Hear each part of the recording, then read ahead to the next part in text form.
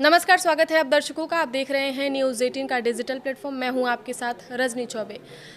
Real estate businessman, आलिशान कोठी, बड़ा जिम, 5 करोड़ की लंबोर्गिनी कार और रॉयल लाइफ, यही पहचान थी उत्तर प्रदेश के पूर्व स्वर्गीय मुलायम सिंह यादव के दूसरी पत्नी के बेटी और उनके छोटे बेटे प्रतीक यादव की। सपा प्रमुख अखिलेश यादव के छोटे भाई प्रतीक यादव का 13 मई की सुबह 6 बजे 38 साल की उम्र में निधन हो गया था। पोस्टमार्टम रिपोर्ट में मौत की वजह कार्डियक अरेस्ट बताई गई। हालांकि उनका विसरा सुरक्षित रखा गया है। 14 मई को उनका अंतिम संस्कार किया गया। लखनऊ में अपर्णा के पिता यानी प्रतीक के ससुर अरविंद सिंह बिष्ट ने चिता को मुखाग्नि दी। अखिलेश ने भाई की चिता पर लकड़ी रखी और अंतिम प्रणाम किया। अब बात कर लेते हैं कि प्रतीक के पास कितनी प्रॉपर्टी है और अब उसका हकदार कौन होगा। तो राजनीति से दूर और रियल एस्टेट और फिटनेस इंडस्ट्री में अपनी पहचान बनाने वाले 38 साल के प्रतीक की मौत हो गई है। वजह कार्डियक अरेस्ट बताया गया है। उनकी पत्नी अपर्णा यादव भाजपा नेता हैं। इस वक्त राज्य महिला आयोग की उपाध्यक्ष है। सफल बिजनेसमैन, लेकिन प्रतीक के नाम पर कोई कंपनी नहीं। 3 बार की मुख्यमंत्री मुलायम सिंह के बेटे प्रतीक की पहचान सियासत से नहीं थी।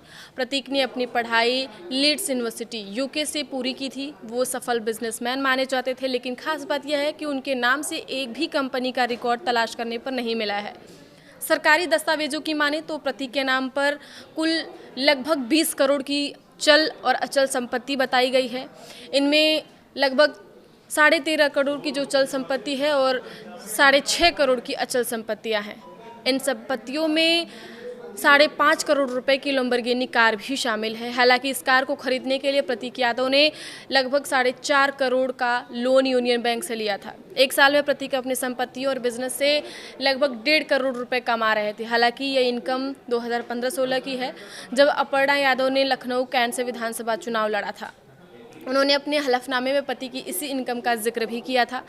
परिवार के करीबियों से बात करने और कंपनियों के दस्तावेज देखने के बाद ये सामने आया है कि प्रतीक किसी भी कंपनी में सीधे तौर पर डायरेक्ट या डेजिग्नेटेड डायरेक्टर नहीं थे, लेकिन कई कंपनियों में उनका जो है इनडायरेक्टली कनेक्शन था।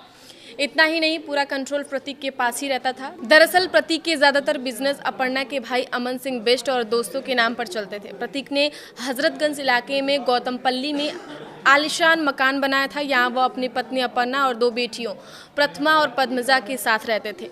यह घर जिस विक्रमादित्य मार्ग पर है वह लखनऊ के सबसे पॉश इलाकों में शामिल है। हाई सिक्योरिटीज एरिया है। इसके अलावा प्रतीक के पास लखनऊ के गांव रमैयापुर में 22 बीघा जमीन भी है। यह खेती की जमीन है। कैंट एरिया में महात्मा गांधी मार्ग पर भी 5000 स्क्वायर फीट में एक रेजिडेंशियल बिल्डिंग है। प्रतीक यादव फिटनेस इंडस्ट्री में काफ़ी सक्रिय थे। उन्होंने साल 2015 में आयरन कोर फिट नाम से अपना एक फिटनेस ब्रांड शुरू किया।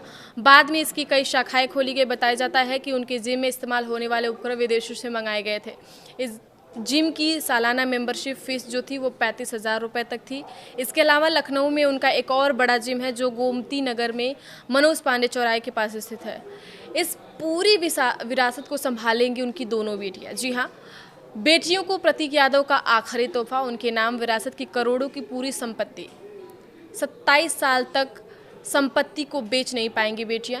प्रतीक की मां साधना गुप्ता की पहली शादी 1986 में चंद्र प्रकाश गुप्ता से हुई थी। 1987 में प्रतीक का जन्म हुआ था। 1990 में चंद्र प्रकाश गुप्ता और साधना का तलाक हो गया था। इसी दौरान साधना और मुलायम की करीबी हो गई। 2003 में मुलायम सिंह ने साधना गुप्ता से शादी कर ली और प्रतीक को अपने बेटे का हक दिया। प्रतीक ने अपर्णा से 14 साल पहले लव मैरिज की थी। इसके बाद 19 जनवरी को अचानक पत्नी अपर्णा से तलाक लेने का ऐलान कर दिया था। उन्होंने कहा था कि अपर्णा ने मेरी जिंदगी नरक बना दी है। हालांकि 9 दिन बाद दोनों में सुलह भी हो गई थी। इंस्टाग्राम पर प्रतीक ने अपर्णा के साथ तस्वीर शेयर करते हुए लिखा था ऑल इज गुड, यानी सब अच्छा है।